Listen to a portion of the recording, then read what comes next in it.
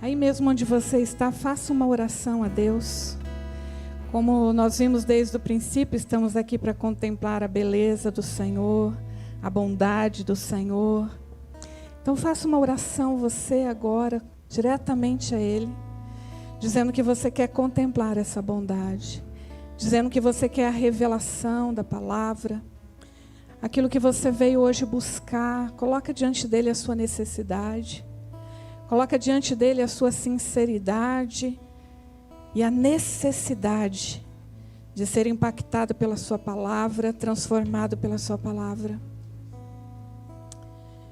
Ô Paizinho, eu já estive ali na sala da intercessão, recebendo a oração, mas se você puder, interceda também por mim. Pai, eis-nos aqui diante de Ti, reconhecendo que só Tu és grande. Só Tu és digno de receber a nossa adoração. Nós declaramos a nossa gratidão, Senhor, pelo privilégio de estarmos aqui reunidos com liberdade para Te adorar.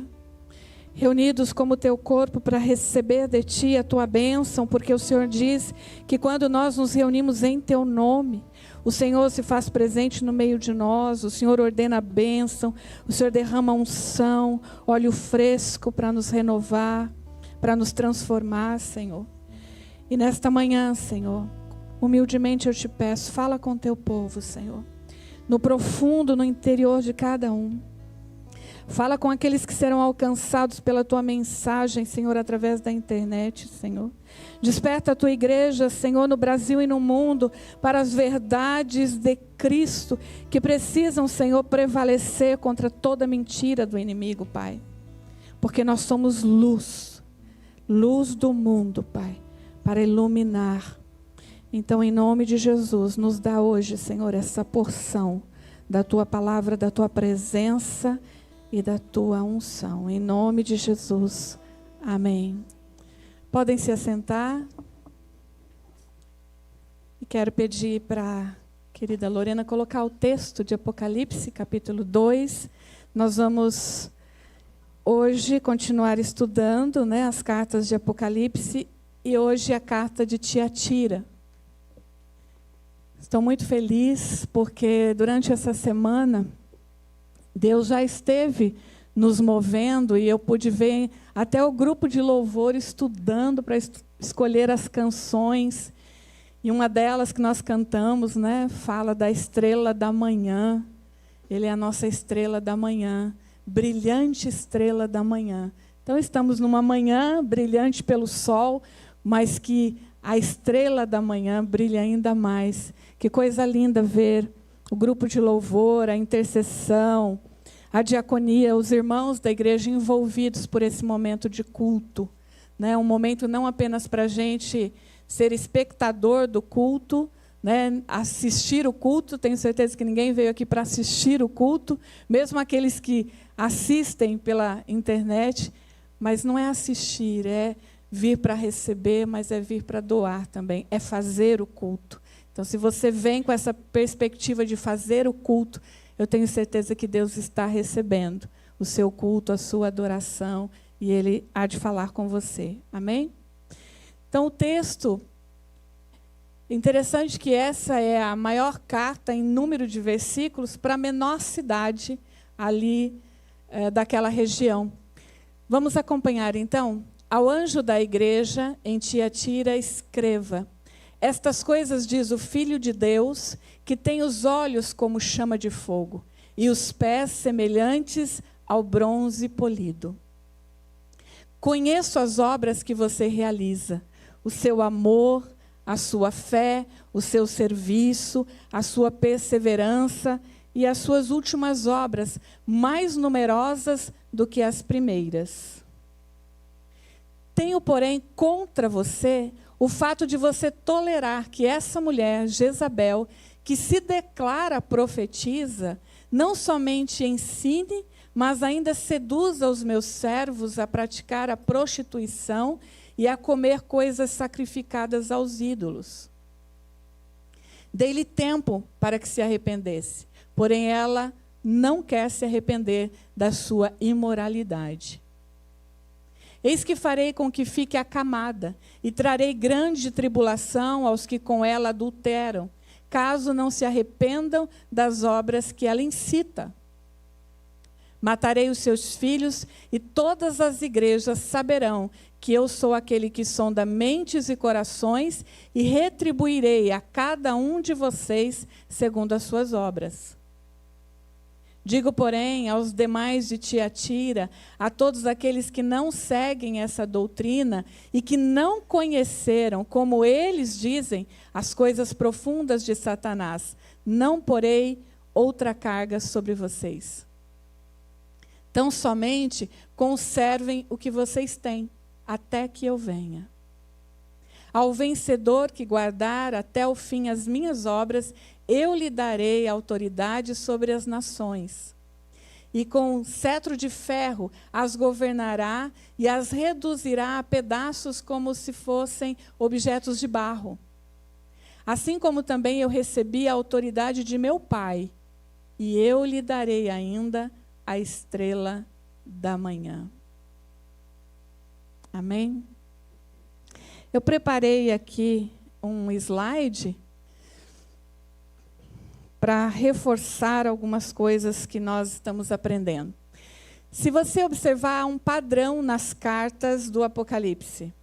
Primeiro, Jesus, ele se apresenta, depois Jesus, ele destaca as virtudes da igreja, depois ele aponta os pecados ou aquilo que ele tem contra a igreja, depois ele pede que se arrependam e voltem, né, àquele início ou a essas virtudes que por ele foram destacadas. E ao final ele diz, ao que vencer, ao que permanecer, ao que cumprir. Então ele entrega bênçãos, ele entrega coisas poderosas. Há um padrão ali. E eu dividi os slides, né, a mensagem, para a gente entender dentro desse padrão, né, como o foco de Jesus em cada momento. E nós vamos começar pela cidade. Vamos ver se eu consigo aqui. Aí. A cidade de Tiatira era conhecida como um grande centro comercial. Como eu disse, a maior carta do Apocalipse, mas a menor cidade, de menor importância diante de Éfeso ou de Pérgamo, né? Mas ali também tinha a sua importância relacionada ao comércio.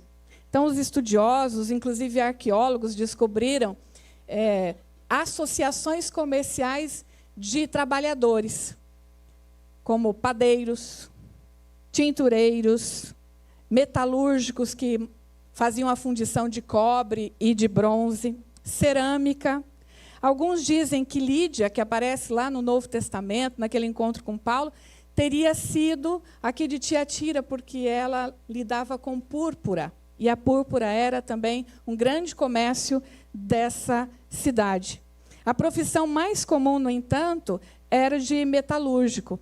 E é por isso que, se você observar, Jesus, em algum momento, ele usa essas metáforas, quando ele diz que ele era alguém que tinha os pés como bronze polido, porque era algo que eles iriam entender. E também, quando Jesus fala que ele tem olhos como chama de fogo, quem mexe, né, com fundição sabe o que é chama de fogo. E no final, quando ele diz que então a igreja vai governar e vai reduzir os pecadores como cacos de barro, eles também entenderiam, porque eles sabiam que era cerâmica. Eu não tive o privilégio de estar lá com um pastor, né? Mas eu desejo ir, quem sabe. Mas as fotos que eu selecionei são recentes. Foi do professor Jorge Barro, que trabalha lá comigo na Sul-Americana. Ele esteve lá o ano passado e fez esse tour das 7 igrejas, então eu peguei as fotos dele. E as ruínas de Tiatira também são pequenas, comparadas às outras cidades, e elas estão no centro, dá para ver lá atrás, predinhos, né, casinhas mais modernas. Essas ruínas estão no centro da cidade atual. Aqui dá para ver um pouquinho do que ficou, né, as colunas ali.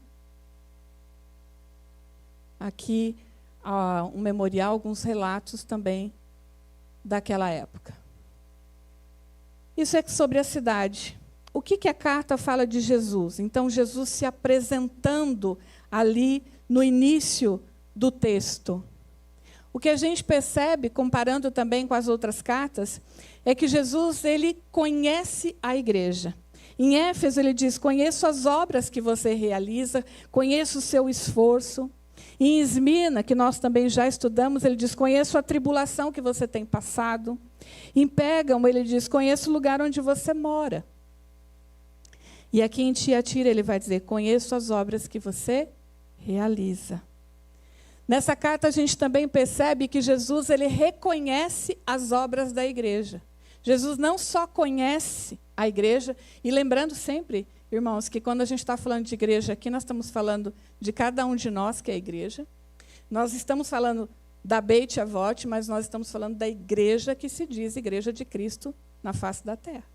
Essa mensagem que nós estamos trazendo através das cartas, ela serve para nós hoje e serve para todas as igrejas que por aí dizem pregar o Evangelho de Cristo. E que muitas estão precisando rever essas verdades. Jesus ele não só conhece a igreja, como ele reconhece as obras da igreja. Ele tem visto o que nós temos feito. E é tão lindo que eu acho que a igreja de Tiatira parece um pouco com a nossa, porque ele diz, o que vocês estão fazendo, né, a perseverança de vocês é lindo de ver, porque remete ao princípio. E nós somos uma igreja num início, né, num começo. E aqui vou abrir um parênteses, o pastor todo animado com os homens, mulheres, por favor, me ajudem, né? Não é uma competição, né, pastor? Mas é um incentivo para nós também nos unirmos, nos engajarmos, para a gente fazer algo, para termos mulheres verdadeiramente envolvidas no corpo de Cristo, porque foi para isso que o Senhor nos uniu como igreja. Jesus também, nas cartas, ele exorta a igreja. Então, é lindo ver que Jesus ele é para nós um exemplo, até quando você, como líder, ou como pai, ou como mãe, vai corrigir alguém. Eu lidero um departamento lá na Sul-Americana de 5 pessoas e eu falo, eu tenho um menino de 24 e tenho um senhor de 72. Né? E às vezes é um desafio para você exortar em algum momento. Né? E exortação aqui não é bronca, né? Mas o modelo de Jesus é enaltece primeiro o que a pessoa está fazendo de bom, levanta, né, as virtudes. Eu sei o quanto você se esforçou, você deu o seu melhor, mas eu quero apontar aqui uma coisinha que precisa ser mudada. Eu quero apontar aqui, te dar um ponto de crescimento para você melhorar nessa questão. E é isso que Jesus faz com a igreja. Ele diz, eu reconheço quem vocês são, o esforço, sei que tem passado por tribulação, sei que tem sido difícil a perseguição, mas eu preciso dizer o que eu tenho contra você. Eu preciso dizer que tem um lugarzinho ou alguma coisa que você precisa mudar, que você precisa se arrepender. E também vemos, especialmente na carta de Tiatira, que Jesus, ele se declara como alguém que sonda mentes e corações. E é lindo ver isso, porque a Bíblia diz em outros momentos que Jesus sonda, conhece o nosso interior. Para ele está muito mais preocupado com o nosso coração. E hoje de manhã, quando eu escolhi a roupa, né, eu falei, Senhor, está quente, está frio, não sei que roupa que eu ponho. Né? Quando venho pregar, quero estar um pouquinho melhor, porque eu sei que estão todos me olhando. Não quero parecer agressiva com a minha vestimenta. Mas aí o Senhor sempre nos lembra. A roupa não faz quem você é. Mas o seu coração, a sua postura, né? A sua comunhão com o Espírito Santo. Então, o que o texto diz sobre Jesus? O anjo da igreja em Tiatira, ao anjo escreva, estas coisas diz o Filho de Deus. Jesus declarando que ele é o Filho de Deus. E aqui o Filho de Deus nos faz lembrar do que as Escrituras dizem a respeito do Filho de Deus, que foi enviado para resgate, que foi enviado para morrer na cruz no nosso lugar. Ele está dizendo, eu sou o Filho de Deus que vim por vocês. Eu sou aquele que, quando ele estava entrando nas águas e João Batista para batizá-lo, Deus disse, eis o meu Filho amado, em quem me comprazo. Então, de quem nós estamos falando? Quem é esse Jesus? Quem é esse anjo da igreja? É o Filho de Deus, que tem os seus olhos como chama de fogo e os seus pés semelhantes ao bronze polido. Já falei da metáfora, mas essa metáfora dos olhos é muito importante para nós. Por que que Jesus usa essa metáfora do olho como chama de fogo? Primeiro, se você pensar nos olhos, os olhos são o que vê. Os olhos são o que vê. Deus tem os seus olhos voltados para a igreja. Deus está vendo. Deus está enxergando cada um de nós. Deus não está alheio. Deus não está com o seu rosto virado, mas Deus está olhando para a igreja. E mais do que isso, ter fogo nos olhos, ou como chama de fogo, o fogo é purificador. O fogo também pode ser julgamento. Jesus diz, eu estou com os olhos voltados e os meus olhos como de fogo estão para ver, para enxergar, mas também para julgar, para purificar. Porque o fogo purifica, né? Como purifica o ouro. O fogo do Senhor tem esse simbolismo da purificação. Nós podemos dizer que Tiatira é uma igreja debaixo do olhar investigador de Cristo. Debaixo de um olhar de quem está vendo por trás das cortinas, por trás das paredes, por quem está vendo aquilo que a gente acha que ninguém está vendo. O olho, como chama de fogo, é alguém que está vendo não só o que fazemos de bom, mas também o que estamos fazendo às escondidas. E aí Jesus, ele vai dizer, conheço as obras que você realiza, o seu amor, a sua fé, o seu serviço, a sua perseverança e as suas últimas obras mais numerosas do que as primeiras. Então vamos falar um pouquinho sobre a igreja. Nós já vimos um pouco sobre a cidade, sobre Jesus, como ele se apresenta, e agora vamos ver sobre a igreja.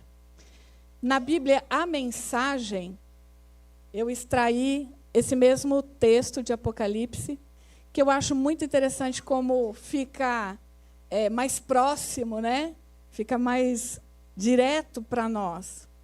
Vejo tudo que você tem feito por mim, Jesus falando, certo? É impressionante. O amor e a fé, o serviço e a persistência ou perseverança. Sim, muito impressionante. E você está melhor a cada dia. Por isso que eu falei que parece Jesus falando para Beit Avot. Você recebe? Amém? Jesus está falando, eu sei o que vocês têm feito por mim. Eu vejo o amor, a fé, o serviço, a perseverança, é impressionante. E vocês estão melhor a cada dia. Olha só, Paulo destaca essas virtudes lá para a igreja de Tessalônica. Em 1 Tessalonicenses 1:2 diz assim, damos sempre graças a Deus por todos vocês, mencionando-vos em nossas orações e sem cessar, recordando-nos diante do nosso Deus e Pai da operosidade da vossa fé, da abnegação do vosso amor e da firmeza da vossa esperança. E aqui, quando Jesus fala que você está melhor do que lá no começo, Paulo também fala em 2 Tessalonicenses 1:3. Irmãos, devemos sempre dar graças a Deus por vocês como convém, pois a fé que vocês têm cresce cada vez mais, e o amor que todos vocês têm uns pelos outros vai aumentando.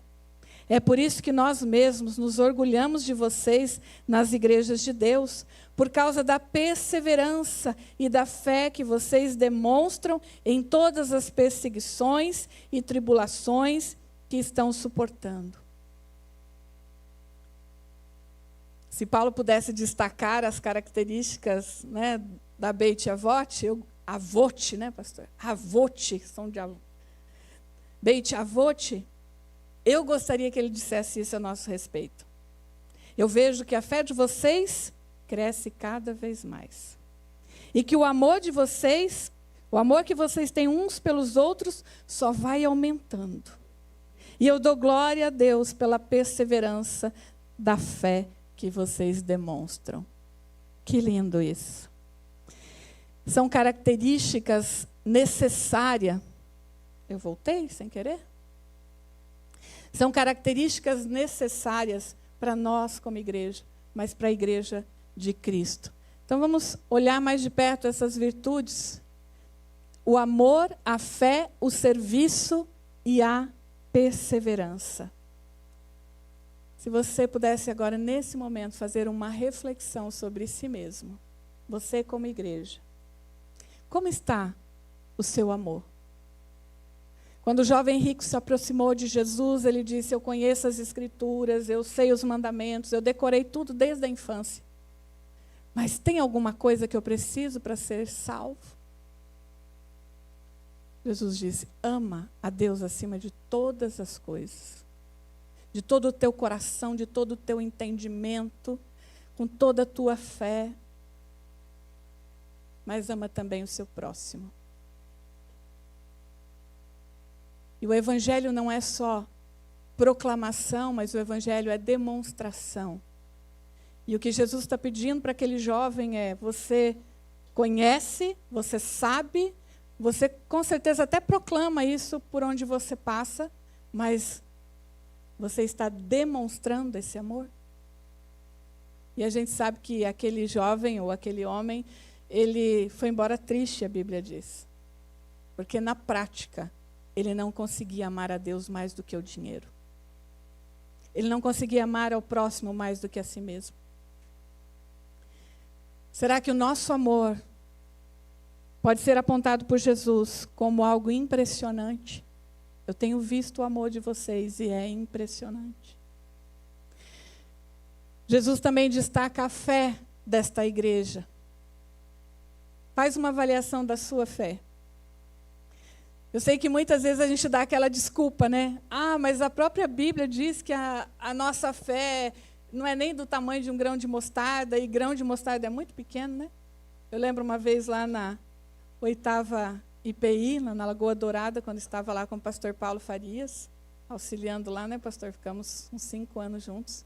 Ele levou a semente, o grão de mostarda, para mostrar para a gente lá.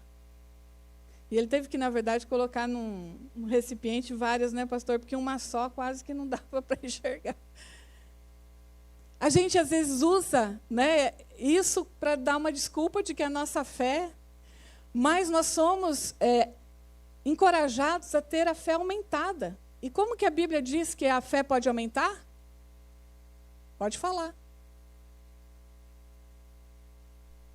Olha, ou vocês esqueceram, então por isso que a fé não está crescendo, gente. Diz que a fé vem pelo ouvir a palavra. Ouvir a palavra. É estar aqui mesmo no domingo, na quinta, na sexta, no sábado, todas as oportunidades que a gente tem de ouvir a palavra. Mas uma palavra santa, verdadeira, uma palavra comprometida com o Evangelho, uma palavra que desce direto do trono de Deus, não palavra de homens. Quanto mais nós nos alimentamos da palavra, mais a nossa fé é aumentada, nossa fé é edificada. E eu lembro que antigamente, eu não sei se isso ainda acontece, né? Mas antigamente as pessoas colocavam versículos por toda a casa, no quarto, na geladeira, porque é a palavra que vai aumentando. Enquanto o diabo vai soprando, você não pode, você não consegue, você não é ninguém. Você pega a palavra de Deus, tudo posso naquele que me fortalece, porque em Cristo eu sou mais do que vencedor, e a sua fé vai sendo aumentada. Quando o diabo diz para você que você vai ser um derrotado, um fracassado, você tem a palavra de Deus que diz: você é filho, e eu te conquistei com sangue, e eu te coloquei assentados nas regiões celestiais em Cristo Jesus. Nós não somos para ser pisados, porque não somos cauda, mas nós somos assentados para pisar na cabeça do diabo. Como é que nós vamos crer que isso é uma verdade para nós, se nós nos alimentarmos da sua palavra? As virtudes dessa igreja são destacadas pelo serviço. E aqui acho que não precisa muita explicação, né? Serviço é servir, queridos. Jesus deu o exemplo quando ele mesmo se colocou a serviço. Ele diz, eu vim para servir. E serviço não é também só na igreja, mas na igreja precisa. Por exemplo, nós precisamos agora para o evento das mulheres, e aí tem que puxar a sardinha aqui para nós, né? De pessoas que se envolvam, né? Coloque os seus dons e talentos. Já conversei com a Lisa Andréia, ela tem um talento incrível para colocar esses vasos, arrumar as decorações aí dos eventos da igreja todo domingo, um vaso, uma flor diferente. Se você não presta atenção, começa a prestar, sabe por quê? Porque é obra de Deus a natureza para nós, as flores, os animais, o céu, a lua. Gente, nós precisamos contemplar a beleza do Senhor no que o Senhor fez de mais belo que a natureza. Nós já temos o grupo de louvor das mulheres, né, Sulamita?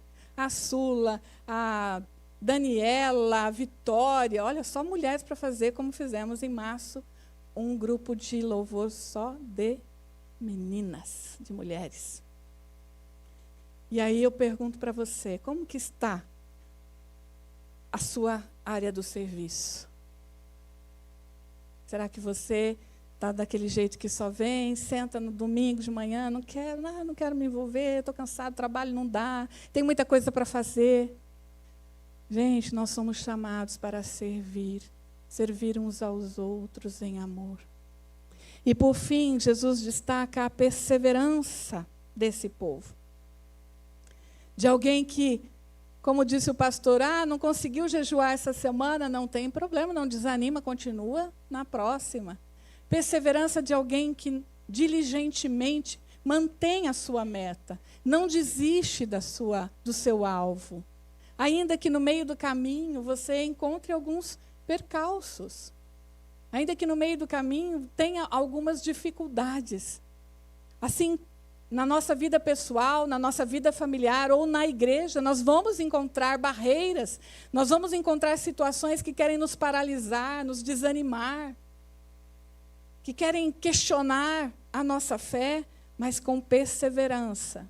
A gente vai enfrentando cada uma delas, a gente vai passando por cada uma delas. Amém? Mas aí chega na parte triste, né? Jesus deixou a gente super animados. Que impressionante, que coisa linda como vocês estão vivendo o amor, a fé, o serviço. Mas eu tenho uma coisa contra vocês. Tenho, porém, contra ti o fato de tolerar essa mulher Jezabel. Quem é Jezabel? O texto diz que ela é uma falsa profetisa que seduz e ensina as coisas de Satanás. Essa mulher, ela aparece lá em 1 Reis. Ela aparece como esposa de Acabe, isso está em 1 Reis, capítulo 16. E no verso 32 fala que Acabe levantou um altar de Baal, levantou um poste, né, ou um monumento à deusa Aserá, e fez abominações diante de Deus. No capítulo 21, ainda de 1 Reis, verso 5, diz: nunca houve ninguém igual a Acabe, que se vendeu para fazer o que era mal aos olhos do Senhor, porque Jezabel, sua esposa, o instigava. Jezabel era uma mulher perversa. Jezabel era uma mulher idólatra. Jezabel era uma mulher manipuladora. E Jezabel era uma falsa profetisa. O que é uma falsa profetisa? Ou um falso profeta? Porque aqui eu não gostaria que você se ativesse ao fato de que ela era uma mulher. Mas a igreja sofre com a presença de falsos profetas. Seja mulher, seja homem, seja qualquer pessoa. Quando ele se levanta em nome de qualquer divindade, que não é o Deus Criador, o Deus Pai, o Deus Filho e o Espírito Santo, é um falso profeta. Jesus está dizendo para Tiatira: eu conheço vocês, sei que vocês são maravilhosos, mas vocês estão sendo coniventes com o pecado. Vocês estão tolerando essa falsa profetisa que fala em nome do divino, mas não tem parte com Deus. Pelo contrário, no texto seguinte, no verso 24, se não me engano, vai dizer que ela ensinava as coisas profundas de Satanás. Era alguém que tinha total intimidade e aliança com Satanás e não com Deus.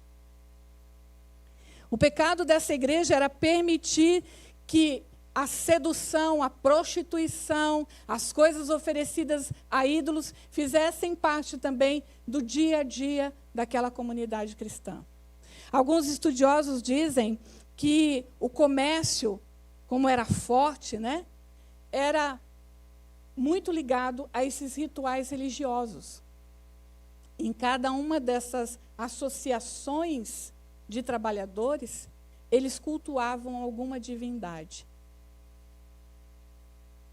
O pastor Hernandes, ele fala que, com certeza, os cristãos trabalhadores também sofriam essa pressão de alguém que precisa fazer negócios, de que precisa vender, mas em algum momento precisa também se vender para ir bem nos seus negócios. Era isso que estava acontecendo naquela igreja. Em Isaías 29:15, o profeta diz assim: ai dos que escondem profundamente o seu propósito do Senhor, ai dos que fazem as suas próprias obras às escuras e dizem: quem nos vê? Quem sabe o que estamos fazendo? O profeta exorta o povo, colocando que o povo em algum momento estava fazendo coisas às escuras. E ainda tinha a ousadia de perguntar: ninguém pode ver, quem vai ver? Quem pode ver o que estamos fazendo? Mas Jesus deixa claro para Tiatira e para nós que ele tem os olhos como chama de fogo, enxergando. E o fogo também é o que, irmãos? É luz. O fogo também traz iluminação. E a Bíblia diz que, João 12:46, que o próprio Senhor Jesus declarou: eu vim como luz, para que aqueles que creem não permaneçam nas trevas. Não permaneçam nas trevas.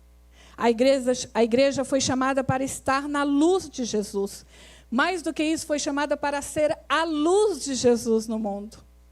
Aqui, eles estavam em trevas. Eles estavam fazendo coisas às sombras.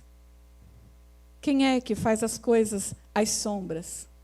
As prostitutas, os ladrões, os mentirosos, os enganadores, os amigos de Satanás. Jesus repreende a igreja por sua negligência em combater a imoralidade que se adentrava à comunidade da fé. Jezabel é essa representação do falso profeta. E eu quero dizer para vocês, não significa necessariamente que ela está dentro do templo. Porque hoje você pode dar ouvidos ao falso profeta pela internet. Eu conheço pessoas que não querem participar de culto, mas o tempo todo querem falar com profetas. Eu já fui muitas vezes interpelada dessa forma. Pessoas que me abordam, que ligam para mim: pastora, ora para ver se Deus vai revelar alguma coisa. Pastora, ora porque eu preciso de uma palavra profética. Pessoas que só ouvem profetas. Eu me lembro de um tempo aqui mesmo em Londrina, antes de ir para o Japão, em que havia um movimento das pessoas de uma igreja para outra atrás dos profetas. Hoje na internet está cheio de falsos profetas, com vozes sedutoras, com mentiras sedutoras, com ideologias, com filosofias, com mensagens que seduz. Por que seduz? Porque fala o que nós queremos ouvir. Porque chama a nossa atenção para aquilo que nós queremos. Jesus não vem para agradar nossa vida, não vem para agradar a nossa vontade. O Senhor vem para nos transformar, para voltarmos a ser a imagem e semelhança do Criador. A estratégia de Satanás era destruir de dentro para fora. E continua sendo a mesma estratégia. Muitos dos que se aproximam de Satanás acabam se distanciando demais de Deus e se perdendo no meio do caminho. Nós precisamos tomar cuidado. Se não estamos nos aproximando demais de Satanás. Vocês se lembram lá no paraíso? O que ele fez? Ele se aproximou, ele seduziu, ele encantou, e ele levantou uma dúvida. É isso que Deus disse? Você tem certeza que Deus falou assim? E nós sabemos o resto da história, né? Estamos aqui, muitas vezes como mulheres, sofrendo a culpa da Eva. Tudo é a mulher. Como povo, como humanidade de Deus, sofrendo a queda daqueles primeiros humanos. Mas a estratégia de Satanás ainda é a mesma. Ele se aproxima com uma voz, né, doce, sedutora. E assim imagino que é o que estava acontecendo ali naquela igreja. A voz sedutora da falsa profetisa, dizendo, não tem problema, não vai dar nada não. Ninguém está vendo, só hoje. Mas pensa bem, Deus não ia querer que você fosse rico? Deus não ia querer que você fosse feliz? Você acha que Deus vai querer que você fique aí nessa situação que você está? E você vai se abrindo para Satanás, conhecendo as profundezas daquele que pode destruir a nossa vida. É um alerta muito sério que Jesus faz através da carta de Tiatira. Eu creio, queridos, que nós estamos num tempo em que Jesus está trazendo o julgamento e a purificação. Quem tem acompanhado as notícias, talvez esteja sabendo que grandes lideranças de grandes igrejas, no Brasil e fora, está vindo à tona. Recentemente, nos Estados Unidos, um grande pastor conferencista de um grande ministério, que fazia há muito tempo 24 horas de oração por dia, foi denunciado por pedofilia, por adultério. Há anos adulterava com uma mulher que ele começou a seduzir ainda na adolescência. Eu não vou falar nomes aqui por questões de éticas, mas você sabe que há denúncias muito sérias aí, de homens que falavam em nome de Deus, que pregavam em nome de Deus e que estão sendo denunciados por pecados ocultos, escondidos às sombras. Pessoas que você olha e fala, meu Deus do céu, como essa pessoa foi capaz de fazer isso? 1 Coríntios 6:9 diz, ou vocês não sabem que os perversos não herdarão o reino de Deus? Não se enganem. E aí ele vai dando a lista, né? Os idólatras, os mentirosos, os adúlteros, não herdarão o reino de Deus. Mas a Escritura nos desafia a seguir a santificação, seguir a paz com todos e a santificação sem a qual ninguém verá o Senhor. Hebreus 12:14. 1 Tessalonicenses 4:7 diz, porque não nos chamou Deus para a imundícia, mas para a santificação. 1 Pedro 1:5 diz, sede santos em toda maneira de viver. Deus disse, sede santos porque eu sou santo.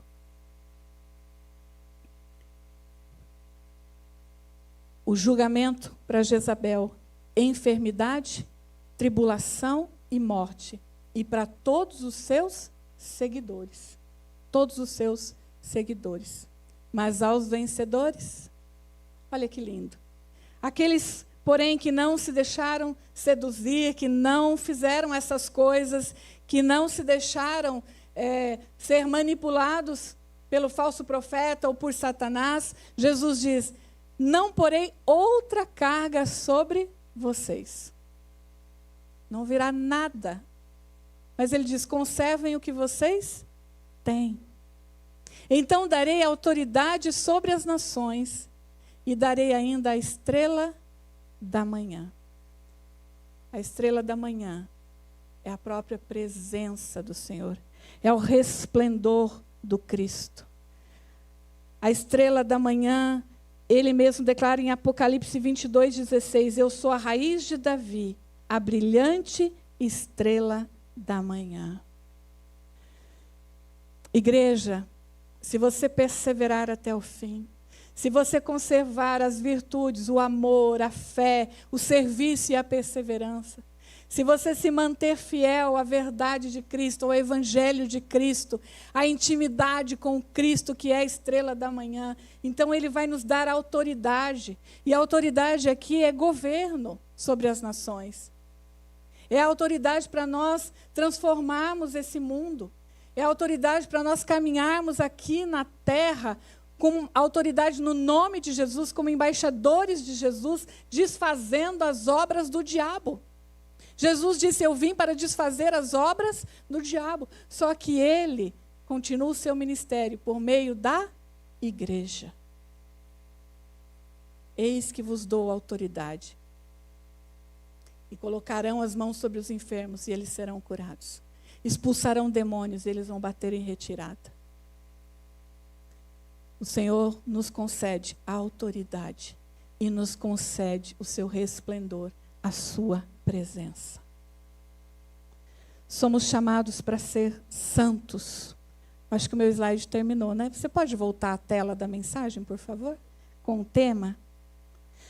Somos chamados para ser santos, andar em santidade e andar na luz.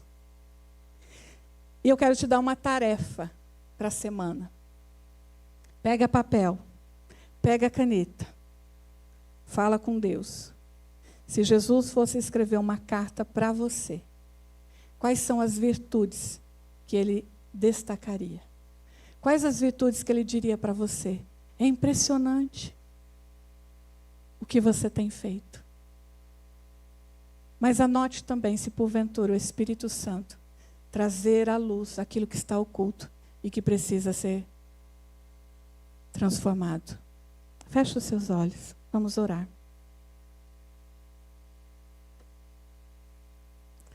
Senhor, qual é a carta que o Senhor escreveria para Beit Avot? O que o Senhor diria para nós, Pai? No meu coração, eu gostaria que o Senhor dissesse o mesmo que disse a Jesus: eis a minha filha amada em quem tenho muito prazer. Eis a minha igreja amada em quem tenho muito prazer. Eu gostaria que o Senhor escrevesse coisas lindas como escreveu da igreja de Tiatira. Tenho visto as suas obras, o quanto vocês melhoram a cada dia, o quanto o amor de vocês aumenta a cada dia, o quanto a fé de vocês aumenta a cada dia, o quanto vocês são perseverantes. Mas se for preciso, Senhor, se ainda há alguma coisa em nós, se ainda há alguma coisa dentro da tua igreja, Pai, que precisa vir à luz, vem com os seus olhos como chama de fogo, Pai. Trazendo mesmo a revelação e purificando aquilo que precisa ser purificado. Não permita, Senhor, que os nossos ouvidos, Senhor, ouça o falso profeta, porque a tua palavra diz que nos últimos tempos até os escolhidos seriam enganados. Meu Deus, como nós podemos ver no mundo tantas pessoas seguindo falsos profetas mentirosos. Pessoas que levaram multidões à morte, Senhor. E não só morte espiritual, mas morte física também. Nós oramos para que o teu povo, Senhor, seja despertado para a santidade. Porque nascemos para ser santos. Nascemos para viver em intimidade contigo. E o Senhor não tem comunhão com o pecado, Senhor. Que possamos viver como na luz, como no dia, como debaixo da brilhante estrela da manhã, iluminados por essa estrela, num viver transparente, num viver digno e irrepreensível diante da tua presença. Abençoe o teu povo, Senhor, abençoe aqueles que vão ser ministrados por essa palavra a partir de hoje ainda, que haja frutos para a glória do teu nome. E assim o seu nome seja exaltado e bendito, hoje e para sempre, em nome de Jesus. Amém. Recebam a bênção, queridos. O grande e maravilhoso amor de Deus, a graça de nosso Senhor e Salvador Jesus Cristo, o consolo, o ensino, a unção do Espírito Santo, e seja sobre a vida de cada um de vocês e sobre todo o povo de Deus espalhado pela face da terra, hoje e para sempre. Amém.